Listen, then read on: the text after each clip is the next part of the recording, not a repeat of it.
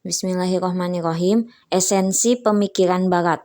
Samuel Huntington menyebutkan dalam bukunya The Clash of Civilization bahwa salah satu ciri utama Barat yang merupakan inti peradaban Barat adalah pemisahan antara otoritas spiritual dan otoritas duniawi yang berkontribusi besar terhadap perkembangan kebebasan di Barat. Dia mengatakan secara historis, identitas nasional Amerika secara kultural dikenal dengan warisan peradaban Barat, dan secara politis dikenal dengan prinsip-prinsip hukum Amerika yang disetujui dengan suara bulat oleh orang-orang Amerika.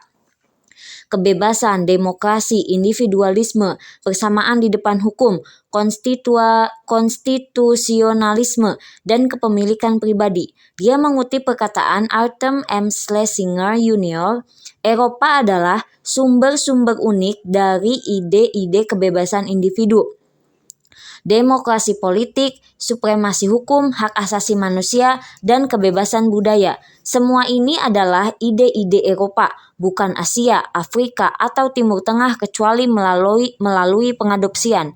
Kemudian Huntington mengatakan ide-ide inilah yang membuat peradaban Barat itu unik.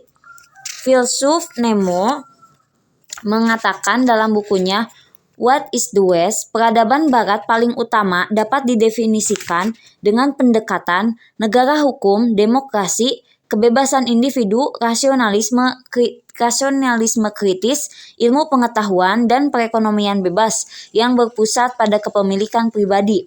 Sejarawan Niall Ferguson dalam bukunya Civilization, The West and the Rest mengatakan capaian peradaban Barat adalah kapitalisme, ilmu pengetahuan, rule of law, dan demokrasi. Sejarawan C. Ramsay Meyer di dalam bukunya Law and Freedom in Western Civilization, Hukum dan Kebebasan dalam Peradaban Barat mengatakan, jika kita merupakan peradaban Barat dengan tubuh yang hidup, maka kebebasan merupakan kerangka dan sarafnya, sedangkan hukum merupakan daging dan inderanya. Di atas dasar inilah peradaban Barat tegak. Organisasi nilai Eropa Europäische-Werte.info dalam sebuah buku yang diterbitkan Europäische-Werte.info dalam sebuah buku yang diterbitkannya berjudul Definition of the Most Basic European Values and Their Significance for Our Modern Society, menentukan nilai mendasar Eropa, yaitu pemikiran manusiawi, berfokus pada keindividuan manusia, rasionalisme, sekularisme, supremasi hukum, demokrasi, dan hak asasi manusia.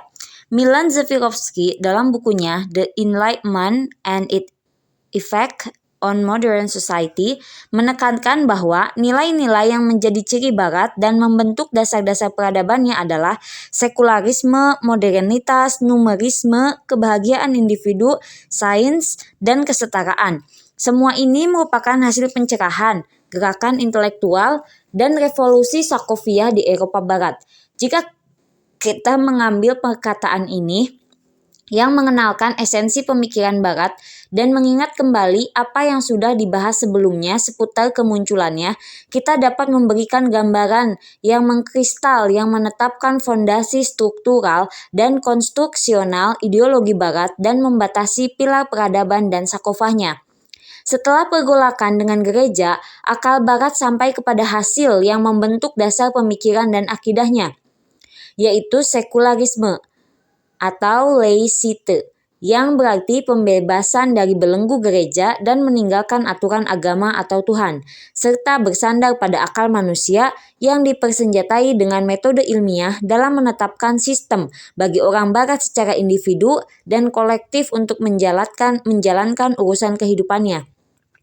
Kebebasan dalam dimensi intelektual, politik, ekonomi, dan sosialnya yang terpancar dari sekularisme laicite adalah konsep sentral di mana Barat membangun konsepsinya tentang sistem yang teratur untuk urusan individu, masyarakat, dan negara. Jadi sekularisme adalah titik tolak dan tujuan. Karena itu, ide ini dianggap sakral bagi Barat untuk negara dan rakyat. Demokrasi yang dianut Barat mewakili struktur sistemik dan kerangka politik yang membingkai ide kebebasan. Dengan demikian, dari sisi ideologi yang merupakan akidah akliyah, yang darinya terpancar sistem, ideologi Barat tegak di atas dasar akidah sekuler, yang darinya terpancar sistem demokrasi. Ideologi Barat ini dikenal dengan ideologi kapitalisme.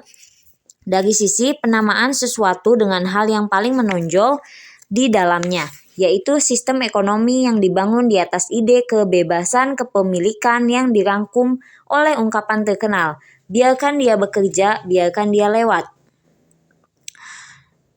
Laissez-faire, laissez-passer. Kadang juga disebut ideologi kapitalisme liberal, liberal capitalism, untuk menonjolkan ide liberalisme atau falsafah yang dihasilkannya.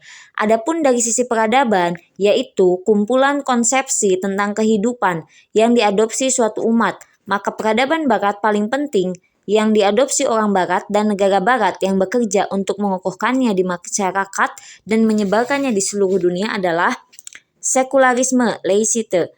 Seperti sudah dibahas sebelumnya, yang merupakan akidah Barat dan asas peradabannya. Demokrasi, baik bentuk maupun isinya.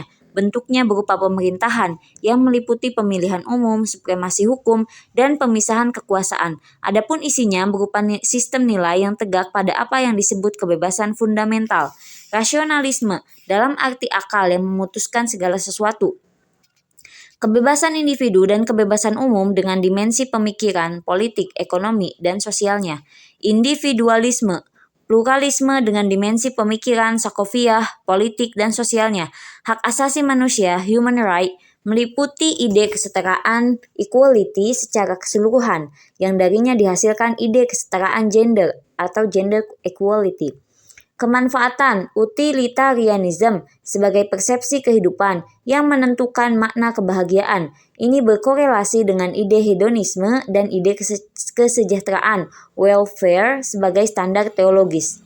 Adapun dari sisi sakofah, yang merupakan kumpulan pengetahuan, maka yang dominan saat ini di Barat adalah penggunaan ilmu yang dibagi-bagi menurut bidang spesialisasi dan kurikulum. Mereka memiliki apa yang disebut ilmu alam atau yang kadang disebut ilmu eksakta, exact science, yang meliputi ilmu alam semisal kimia, biologi, fisika, dan ilmu formal science semisal matematika, informatika. Mereka memiliki apa yang disebut ilmu humaniora dan ilmu sosial, dan itu merupakan istilah yang sering digunakan atau ilmu perilaku atau ilmu akliyah, spiritual atau moral. Ilmu-ilmu humaniora dan sosial termasuk dalam sakofah dan mencakup sejumlah ilmu seperti ilmu sosial, ilmu jiwa, ekonomi, antropologi, filsafat, bahasa al-hukuk, jurisprudensi dan hukum, politik, dan lainnya. Pengetahuan-pengetahuan yang disebut sebagai ilmu ini dan metode penelitian yang dihasilkannya di berbagai bidang seperti metode historis, deskriptif, induktif, dan statistik, dan metode kritis seperti impresionisme, formalisme, kebahasaan, fungsionalisme, strukturalisme, dan dekonstruksi. Semua dibangun di atas sudut pandang Barat. Semuanya didasarkan pada gagasannya tentang kehidupan. Sebagaimana juga dipengaruhi oleh pendekatan rasional Barat atau oleh metode ilmiah empiris. Hal ini membuat pemisahan antara sesuatu yang objektif dan subjektif menjadi paling sulit, membutuhkan kewaspadaan serta kehati-hatian untuk membedakan antara penelitian ilmiah yang objektif murni dengan penelitian subjektif yang dipengaruhi oleh dasar dan metode pemikiran Barat. Saat kita membicarakan sakofah Barat dengan membahas dan mengkritiknya, kita harus memperhatikan perlunya membedakan antara dua hal, antara aspek teoritis dan aspek praktis. Aspek teoritis pemikiran Barat atau yang disebut dengan pikiran teoretis mencakup sakofah Barat secara keseluruhan, pengetahuan dan pembahasan yang dihasilkannya. Jadi, mencakup sejumlah arus, tren, metode, dan mazhab yang dimaksudkan oleh filsafat Barat, dan mencakup apa yang disebut epistemologi yang berkaitan dengan penelitian dalam teori pengetahuan di masa lalu dan sekarang, terlepas dari aspek praktis, terapan, dan dampaknya terhadap masyarakat. negara, dan individu dari sisi perumusan ide, sistem, dan perilaku. Karena itu, misalnya dalam konteks penelitian praktis ini, kami tidak peduli dengan dugaan Bergson atau analisis Russell atau pesimisme Schopenhauer atau teori lain yang menjadi inti Sankofa Barat. Kecuali bahwa itu tidak memiliki dampak signifikan pada perumusan praktis ideologi Barat dan peradabannya seperti sekarang. Di Barat terdapat sejumlah aliran, teori, dan mazhab pemikiran. Hal itu pada hakikatnya tidak lain adalah sekresi peradaban Barat itu sendiri, dengan konsepsi-konsepsinya yang dominan, meskipun muncul dalam bentuk tanggapan atau kritik terhadap peradaban Barat. Beberapa dari mereka berpengaruh seperti filsafat feminisme, sementara beberapa lainnya tidak berpengaruh. Maka wajib untuk tidak tertipu oleh hal ini, dan wajib untuk membedakan antara kedua perkara itu, yaitu membedakan antara ide sebagai pengetahuan dan ide sebagai konsepsi yang menjadi dasar ideologi dan peradaban, yang dirumuskan sesuai dengannya dan ditetapkan sebagai standar dan nilai di masyarakat di mana individu dan kelompok tunduk kepadanya, dan negara tegak di atasnya dengan sistem dan solusi-solusinya. Meskipun kami dalam buku ini tidak membahas arus, tren, dan mazhab pemikiran yang terderivasi dalam cakupan Sankofa Barat secara umum, tetapi kritik kami terhadap pemikiran Barat secara keseluruhan tidak mengabaikan asas-asas yang mendasari dan memunculkannya. Inilah pemikiran Barat, ideologi, metode, peradaban, dan Sankofa yang kami kritik. Semua itu secara keseluruhan merupakan pikiran Barat, orang Eropa atau Amerika, yang disifati dengan pikiran rasionalisme. Metodenya disebut metode eksperimental atau ilmiah, scientific. Hasilnya disebut pemikiran pencerahan, enlightenment, atau pemikiran modern, modernity. Ideologinya disebut kapitalisme, akidahnya disebut sekularisme, laicite. Metode dalam penyebaran ideologinya adalah penjajahan, imperialism. Sistemnya disebut demokrasi yang didasari oleh ide kebebasan. Falsafahnya disebut liberalisme dengan kecenderungan individualismenya. Persepsi kehidupannya disebut kemanfaatan atau utilitarianism. Jangan lupa cek playlist ya.